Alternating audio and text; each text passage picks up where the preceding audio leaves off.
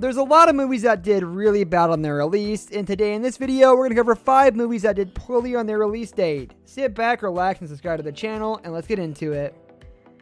Spider-Man 3. Who's responsible? Director/writer Sam Raimi, co-writing brother Ivan and screenwriter Alvin Sargent, an unholy alliance of studio suits and Venom fans, including producer Avi Arad. The one where Spidey went dark, we got 3 villains for the price of 1 as a lump of unexplained space goo drives Peter Parker to the eyeliner drawer. 3 villains might have been a good thing had they not trampled all over each other's screen time and narrative coherence. Audience lapped it up. It remains Sony Pictures' biggest grossing movie, but with Sam Raimi at the helm and a small army of FX gurus on board, it could and should have been so much more.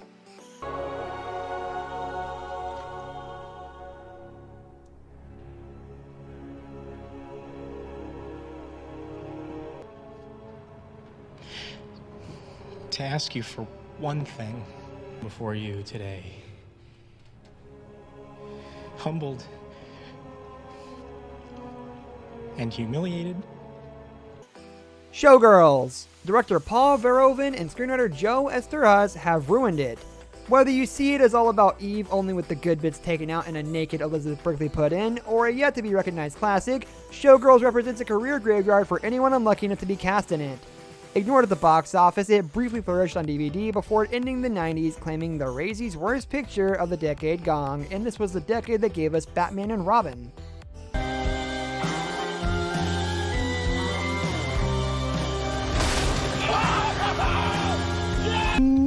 Who's the beautiful broad you got hooked up for us this time, man? She's...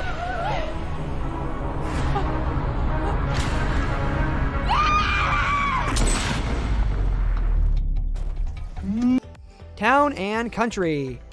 Great cast, talented director, healthy budget, rubbish movie. How did it happen? Well, if rumors of on-set wrangling are to be believed, Warren Beatty takes a good portion of the blame, although surely he alone couldn't be responsible for the budget ballooning from $44 million to more than $80 million. Maybe, says Peter Biskind, whose sources claim that an insecure Beatty worried every speech to death as the movie crumbled around him. And I want you to run, Veronica. And then what? We hunt you down. Powerful than the other. Only the one with the most will is the strongest.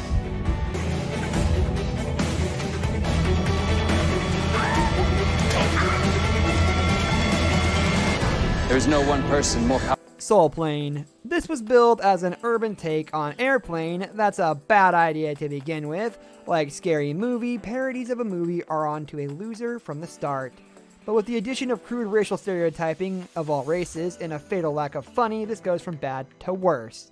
If more voters had seen it, it would be in the top 10. In Soul Plane, the laughs are a little thin on the ground. In fact, this reprehensible piece of rubbish is more likely to be greeted with an appalled silence. About the only thing you can say in its favor is that the film is egalitarian, showing the same lack of respect for everyone and everything.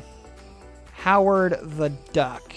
Ignore anyone who tells you it had a certain Kitsky charm. It doesn't. It has a tiny man in a duck suit wandering around Cleveland smoking cigarettes. Proof, alongside Blade Trilogy and Spider-Man 3, that Marvel adaptations need to be handled with care.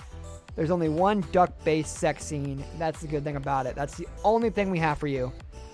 Daffy Duck will be pleased to hear he didn't miss any career opportunities when he wasn't chosen to star in Howard the Duck. Jesus, that's disgusting. That's going to do it for today's video, guys. Thank you for watching. If you enjoyed the video, leave a like on the video and subscribe to the channel. If you like Howard the Duck, go to therapy. Goodbye.